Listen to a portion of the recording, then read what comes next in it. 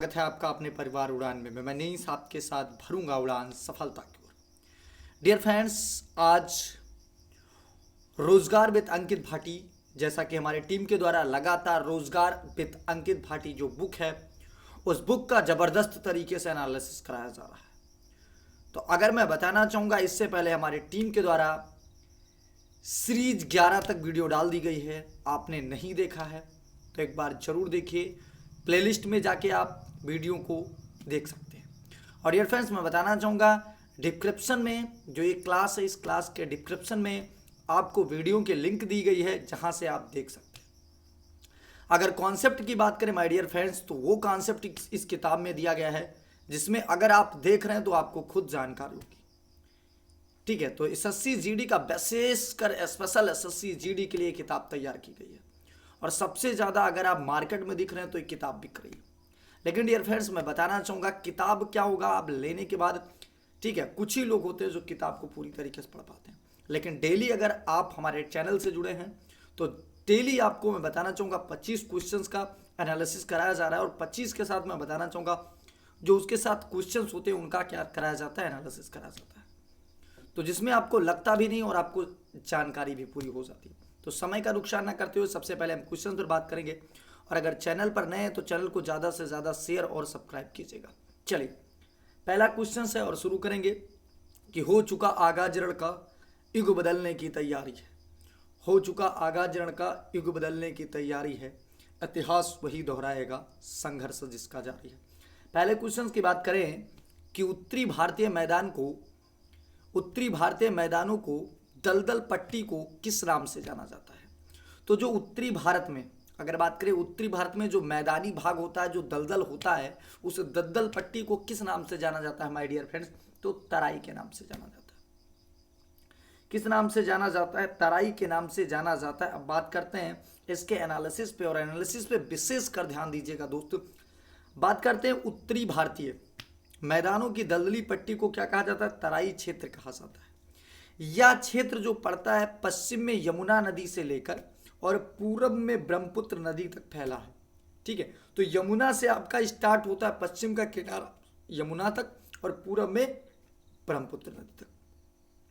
अगर बात करें कि दोआब किसे कहते हैं, तो इससे पहले क्वेश्चन पूछा गया है, तो दो नदियों के बीच के क्षेत्र को क्या कहते हैं माय डियर फ्रेंड्स? दोआब कहते हैं।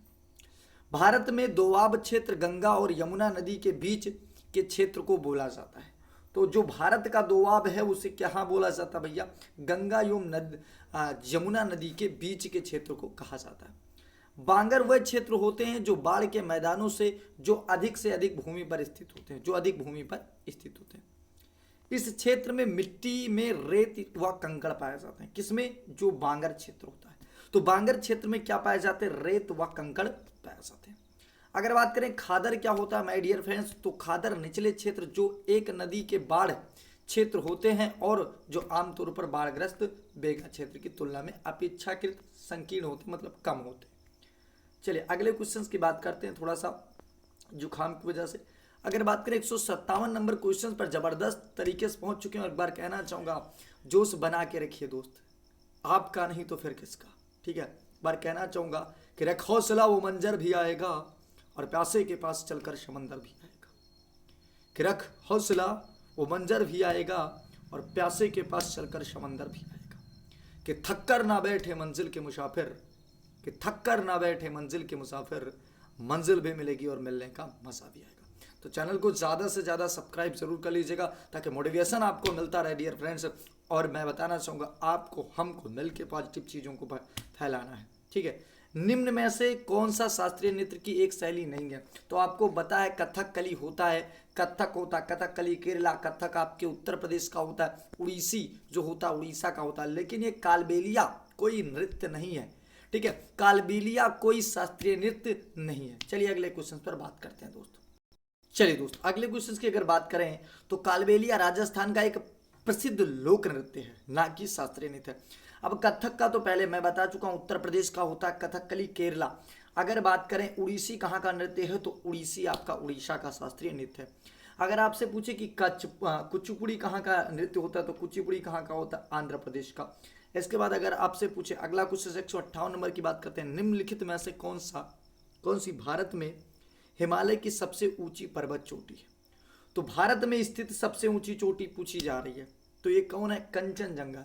जब पूछेगा निम्नलिखित में से कौन सी भारत में हिमालय की सबसे, मतलब भारत में स्थित सबसे ऊंची चोटी, और अगर पूछे कि सबसे ऊंची चोटी भारत की, तो आप बताएंगे K2 गार्डविन ऑस्टिन। चलिए अगले क्वेश्चन, तो ये आपका कंचनजंगा जो है सिक्किम राज्य के अंदर सिचुएटेड है। अब बात करते हैं, अगर बात करें भारत में हिमालय की सबसे ऊंची भारत पर्वत चोटी जो है वो कंचनजंगा है। कितनी है? 8586 मीटर से, अगर बात करें जो सिक्किम राज्य में स्थित है। नामचा वरवा की बात करें तो चीन की पर्वत सबसे ऊंची पर्वत चोटी है, ठीक है। अगर बात करें माउंट एवरेस्ट विश्व की सबसे ऊंची चोटी है, जिसकी जो ऊंचाई बता जा रही है 8850 मीटर हो चुकी, 8848 कभी कभी दिया होता, कभी कभी 50 दिया होता। जो कहां पर स्थित है? नेपाल के अंदर स्थित है। और डियर फ्रेंड्स, मैं बताना चाहूंगा माउंट एवरेस्ट को नेपाल में सागर माथा के नाम से जाना जाता है। अगर नंदा देवी की बात करें तो दूसरी सबसे ऊंची चोटी है भारत की, जो कि कहां मानी जाती है, जिसकी लंबाई है 7816 किलोमीटर। अगर बात करें तो ये जो कहां पर स्थित है माय डियर फ्रेंड्स? उत्तराखंड राज्य के अंदर सिचुएटेड है। अगले क्वेश्चन की बात करते हैं जबरदस्त तरीके से, ठीक है। अगर हम बात करें 159 नंबर क्वेश्चन से, ध्यान दीजिएगा, इस क्वेश्चन पर जबरदस्त क्वेश्चन आ गया कि हिमालय की ऊंची ऊंची पर्वतमालाओं के हिमालय की ऊंची ऊंची पर्वतमालाओं में घास के विशाल मैदान क्या कहलाते हैं? तो क्या कहलाते हैं माय डियर फ्रेंड्स? ये बुंगियाल कहलाते हैं। क्या कहलाते हैं? बुंगियाल कहलाते हैं। अगर डियर फ्रेंड्स आपसे पूछे कि उत्तरी अमेरिका के घास के मैदान को क्या कहते हैं, तो पेरी कहते हैं। अगर पूछे दक्षिणी अमेरिका के घास के मैदान को, तो पंपास कहते हैं, ठीक है। चलिए अगले क्वेश्चन की बात करें, हिमालय की ऊंची ऊंची पर्वतमालाओं के घास के विशाल मैदान को क्या कहते हैं? बुंगियाल कहते हैं, जो उत्तराखंड के गढ़वाल जिले में पाए जाते हैं। अगले क्वेश्चन की तरफ बढ़ते हैं दोस्त। 160 नंबर क्वेश्चन और जबरदस्त क्वेश्चन आ चुका। दुनिया का सबसे ऊंचा युद्ध क्षेत्र कहां पर स्थित है? ठीक है, क्वेश्चन पूछा गया और ये 11/2/2019 शिफ्ट में, थर्ड शिफ्ट में पूछा गया कि दुनिया का सबसे ऊंचा युद्ध क्षेत्र कौन सा है? तो कौन हो जाएगा? सियाचिन ग्लेशियर हो जाएगा। कौन हो जाएगा my dear friends? Siachen glacier हो जाएगा। चलिए अब इस पे हम करते हैं व्याख्या।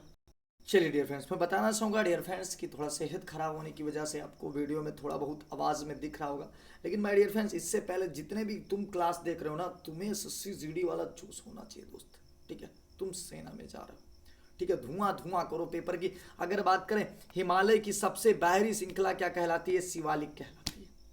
हिमालय की सबसे बाहरी श्रृंखला क्या कहलाती है माय डियर? शिवालिक कहलाती है। शिवालिक कहाँ स्थित है? मध्य प्रदेश, राजस्थान पर मध्य प्रदेश में स्थित है, ठीक है। अगर बात करें शिवालिक हिमालय की सबसे बाहरी और नवीन श्रृंखला, हिमालय को उत्तर से दक्षिण की ओर 4 भागों में बांटा गया। कितने भागों में बांटा गया माय डियर फ्रेंड्स? तो 4 भागों में बांटा गया है। अब हम बात करते हैं इसके बारे में जबरदस्त तरीके से। अगर बात करें मध्य हिमालय और शिवालिक हिमालय के बीच पाई जाने वाली घाटियों को दून या द्वार कहा जाता है। तो जो मध्य हिमालय तथा शिवालिक के बीच में घाटियां पाई जाती हैं उनको दून या द्वार कहा जाता है। जैसे आपका देहरादून, तो तुमसे पूछे कि देहरादून कहाँ स्थित है माय डियर फ्रेंड्स? तो ये मध्य हिमालय और शिवालिक हिमालय के बीच स्थित है।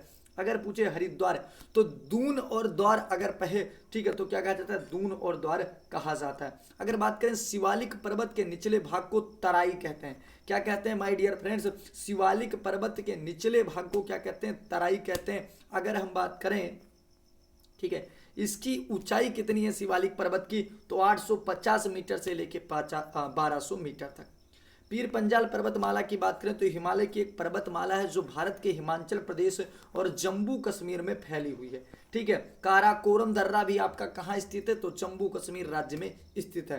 हिमाद्री हिमालय की सबसे उत्तरी श्रेणी बृहत ग्रेट हिमाद्री आदि के नाम से जाना जाता है।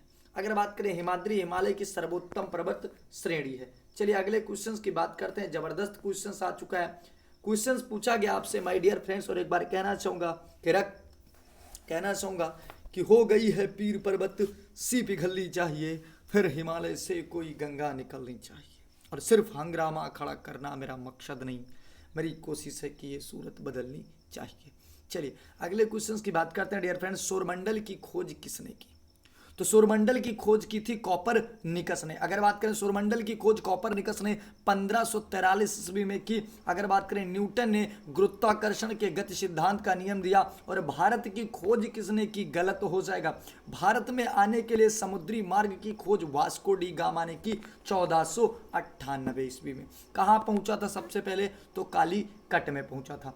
अगले क्वेश्चन की बात करते हैं। जबरदस्त क्वेश्चन है कि रबी की फसलों की बुआई में की जाती, यानी किस महीने में की जाती, ये क्वेश्चन पूछा गया। चलिए अगले नंबर पर बात करते हैं दोस्तों। तो डियर फ्रेंड्स, इसका क्या हो जाएगा, अक्टूबर से नवंबर मंथ में। अगर बात करें रबी की फसलों की बुआई के समय कम तापमान होना चाहिए तथा पकते समय शुष्क और गर्म वातावरण होना चाहिए। रबी फसलें सामान्यतः अक्टूबर के महीने में, अक्टूबर या नवंबर महीने में, मतलब ठंडी में बोई जाती हैं। अगर बोई जाती है मार्च अप्रैल में काटी जाती है। रबी फसलें क्या, गेहूं, सरसों, आलू, चना, मटर, जो आदि हो जाती हैं। अब बात करते हैं जबरदस्त अगला क्वेश्चन 164 नंबर क्वेश्चन से अगर दिख रहा होगा तो जबरदस्त क्वेश्चन आ चुका है कि निम्नलिखित में से कौन सी नदी प्रसिद्ध शिव समुद्र में जल प्रपात बनाती है, तो कावेरी नदी। कावेरी नदी हो जाती है। शिव समुद्रम जो बांध है किस नदी पर है, या शिव समुद्रम जलप्रपात पूछता है तो आपका कावेरी नदी पर हो जाएगी। इसकी अगर ऊंचाई की बात करें दोस्त कितनी हो जाएगी, 98 मीटर्स हो जाएगी। कितनी हो जाएगी, इसकी अगर ऊंचाई तुमसे पूछ ले तो कितनी हो जाएगी, 98 मीटर्स हो जाएगी। अब हम बात करते हैं इसके कुछ मोस्ट इंपॉर्टेंट पॉइंट पर।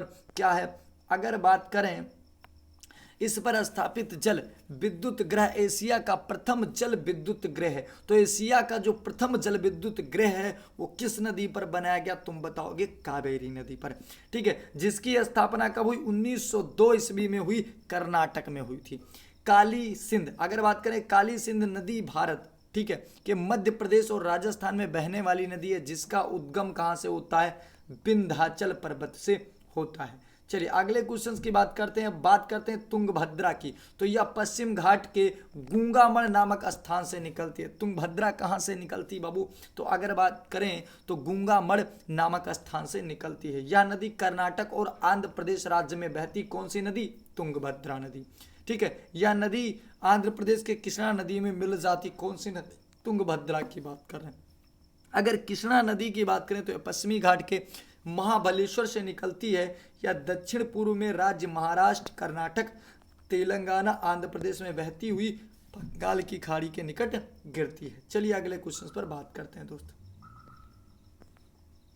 अगला क्वेश्चन जबरदस्त आ चुका है, इस क्वेश्चन पर ध्यान दीजिएगा। 165 नंबर क्वेश्चन आ चुका है कि पश्चिमी घाट की सबसे ऊंची चोटी। तो पश्चिमी घाट देखो, पूर्वी घाट और पश्चिमी घाट। पूर्वी क्षेत्र में तो कौन कौन आते हैं, WOAT बोले तो कौन कौन से राज्य आते हैं, तो वेस्ट बंगाल आता है, उड़ीसा आता है, आंध्र प्रदेश आता है और तमिलनाडु आता पूर्वी क्षेत्र में। अगर तू हमारा पूछ ले कि भैया पश्चिमी क्षेत्र किधर होता है, ठीक है, पश्चिमी क्षेत्र के अंतर्गत आता कौन कौन सा है आपका, तो ये आपका आता है। तो पश्चिमी घाट की सबसे ऊंची चोटी के बारे में पूछा है।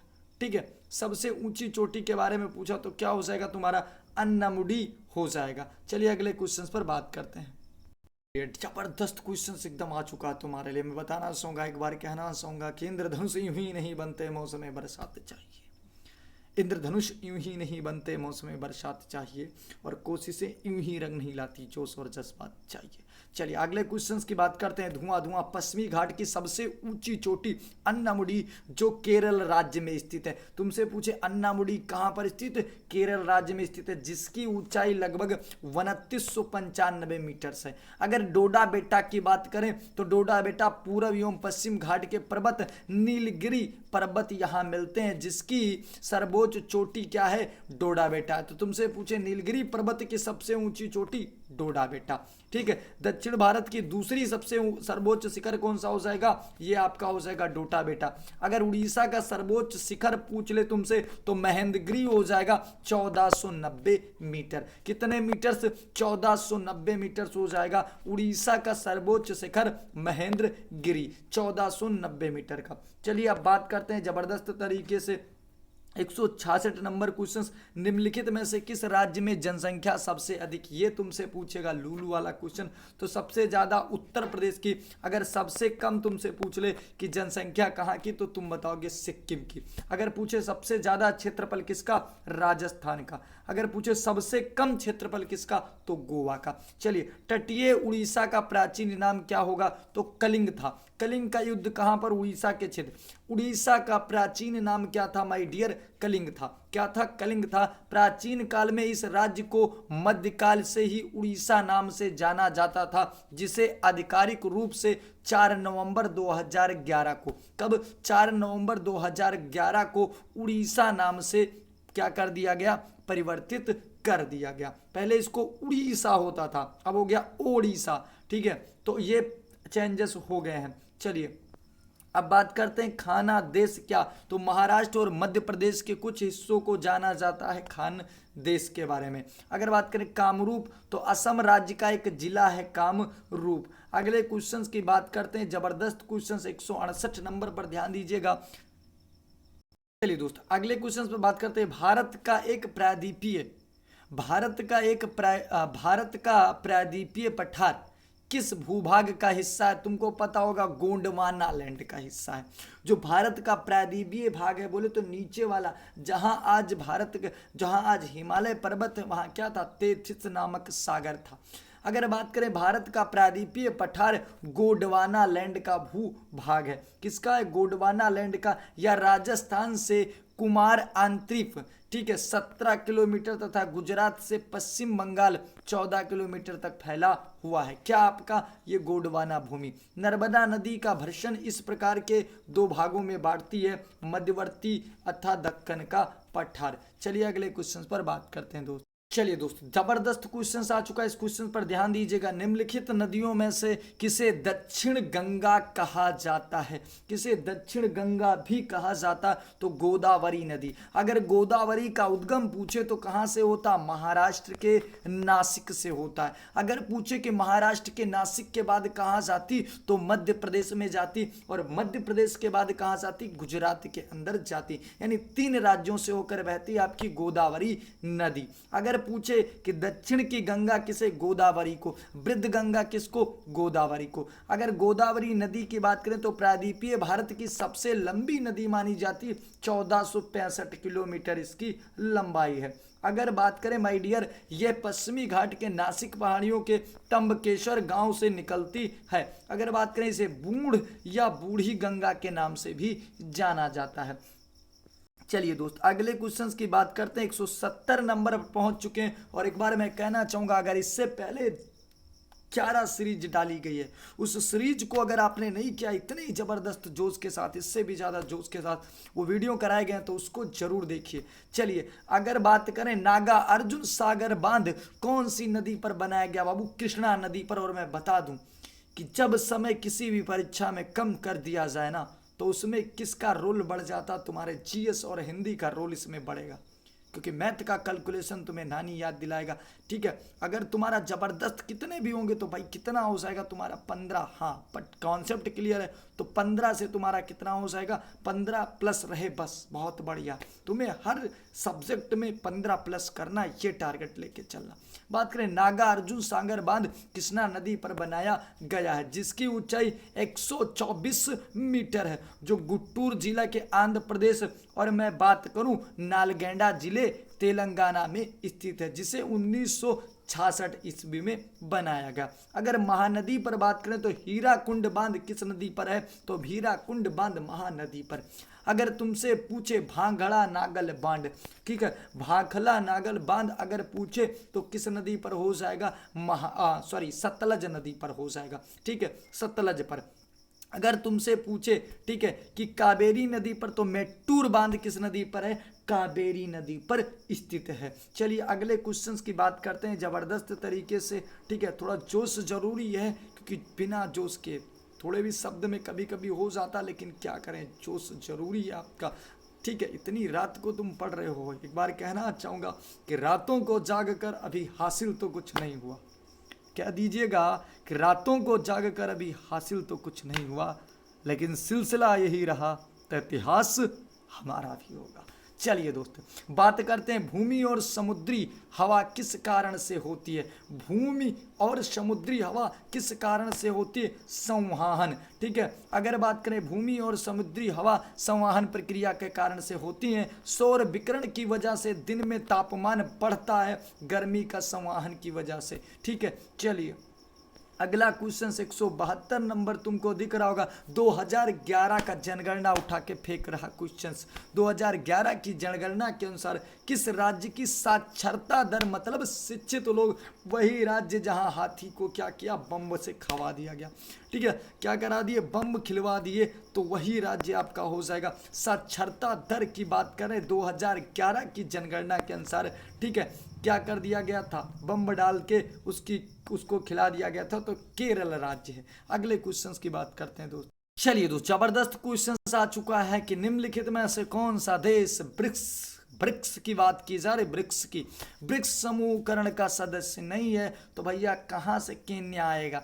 भैया ये आपका ब्रिक्स लिखा हुआ आराम से कहीं दिख रहा है कि केन्या आ जाएगा। तो अगर बात करें इसमें कौन कौन शामिल है माय डियर फ्रेंड्स, तो ब्राजील हो जाएगा, ऑस्ट्रेलिया हो जाएगा, दक्षिण अफ्रीका हो जाएगा, इंडिया हो जाएगा, चीन हो जाएगा। ठीक है, आपके ये शामिल है और रसिया शामिल है। ठीक है, तो आपका ये केन्या वगैरह शामिल नहीं है। अगले क्वेश्चंस की बात करते हैं। जबरदस्त क्वेश्चंस मैंने इससे पहले बता दिया तुमको। घास के मैदान, दक्षिण अफ्रीका के शीतोष्ण घास के मैदान को क्या कहते हैं, बेल्डस कहते हैं। शीतोष्ण की बात की जा रही है। अगर तुमसे पूछे कि बेल्डस दक्षिण अफ्रीका के घास के मैदानों को कहते हैं, ऑस्ट्रेलिया के घास के मैदान को कहते हैं टाउन्स, और उत्तरी अमेरिका के आपके पेरी, और अगर बात करें ये दक्षिण अमेरिका में ही तो अर्जेंटीना स्थित है, तो पंपास कहते हैं।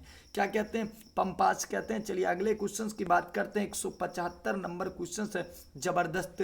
तो 3 क्वेश्चंस और बचे हैं, इसके बाद आपका ज्योग्राफी भी। तो हिस्ट्री क्लियर, ज्योग्राफी क्लियर। अब बाकी है आपकी किसकी, तो आपकी अब पॉलिटी की बारी है। बोले तो संविधान का बात है। ठीक है, तो संविधान के सारे जबरदस्त क्वेश्चंस हम करेंगे। चलिए अगले क्वेश्चंस की बात करते हैं। निम्नलिखित में से किस उत्पाद को भारत में पहले भौगोलिक संकेत यानी जीआई टैग प्राप्त हुआ था, तो सबसे पहले दार्जिलिंग के चाय को। अब दार्जिलिंग कहाँ सिचुएटेड है, असम के अंदर आपका स्थित है। तो चलिए अब बात करते हैं दार्जिलिंग के बारे में। जबरदस्त क्वेश्चन है कि दार्जिलिंग चाय के उत्पादन में भारत का पहला भौगोलिक जीआई टैग प्राप्त हुआ था। पहली बार साल 2004 में दार्जिलिंग चाय को, ठीक है, जीआई टैग मिला था। भौगोलिक संकेत के रूप में 1999 के अनुसार दिया जाता। चलिए अगले क्वेश्चन पर बात। चलिए दोस्त अगले क्वेश्चंस की बात जबरदस्त तरीके से करते हैं।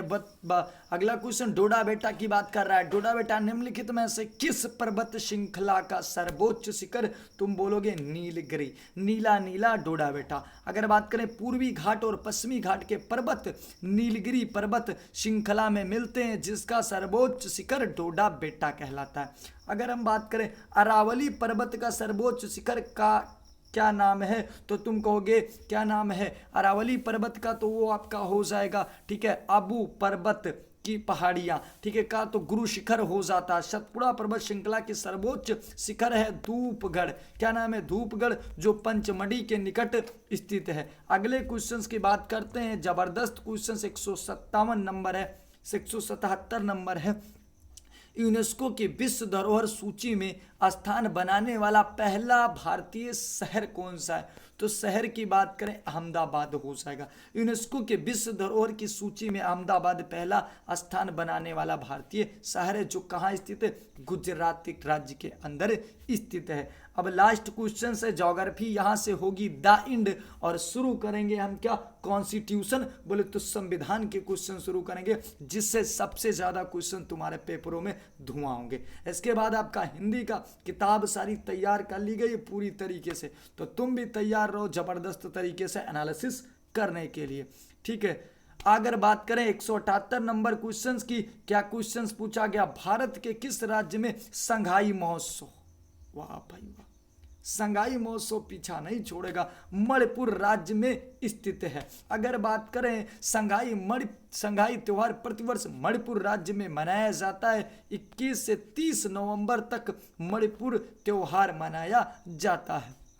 अगर तुमसे पूछे लोसार महोत्सव कहाँ मनाया जाता, फगली महोत्सव कहाँ मनाया जाता, हिमाचल प्रदेश के अंदर मनाया जाता। अरुणाचल प्रदेश की अगर बात करें तो अरुणाचल प्रदेश का जो नाम है त्यौहार का वो तवांग है, जो हर वर्ष 26 अक्टूबर को मनाया जाता है। तो आज के लिए इतना ही। अगर चैनल पर नए हैं तो चैनल को ज़्यादा से ज़्यादा शेयर, सब्सक्राइब और बेल आइकन को ऑन रखिए ज़बरदस्त कंटेंट के साथ ज़बरदस्त वीडियो प्राप्त करने के लिए। जैसे ही रोजगार विद अंकित भाटी जो बुक है उसका एनालिसिस पूरा होता है, फिर हम लाते हैं एक ज़बरदस्त यूथ प्रकाशन बुक, और उसके बाद नए बुकों का इंतजार रहेगा। कंटेंट टीम के द्वारा लगातार तैयार किया जा रहा है। तो एक बार कहना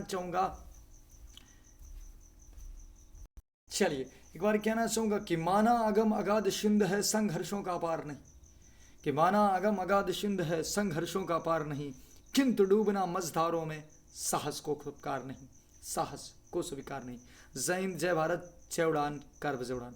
मिलते हैं अगले वीडियो में ज़बरदस्त दोस्त के साथ। ज़्यादा से ज़्यादा चैनल को शेयर कीजिए, सब्सक्राइब कीजिए। धन्यवाद।